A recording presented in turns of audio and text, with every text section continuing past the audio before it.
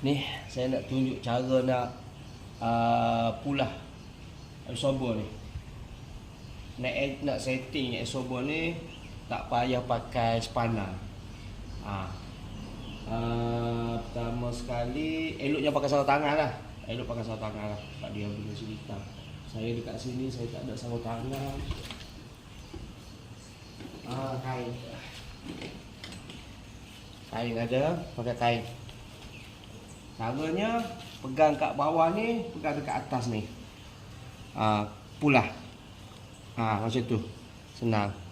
Licin pula ni. Pulah macam ni, nampak?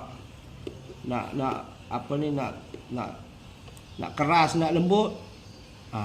Pulah dengan tangan je. Nampak? Pulah sini pun sama juga. Pulah sini pun sama juga.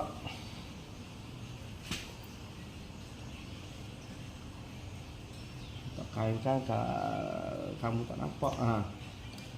Nampak tu. Ni ketat. Ni turun, ini naik ke atas. Nak turun, pulah ikut arah jam. Nak naik ke atas, pulah lawan jam. Ni naik, ni turun. Kamu boleh cuba lah buat setting macam ni. Jarak lebih kurang dalam 2 cm kot.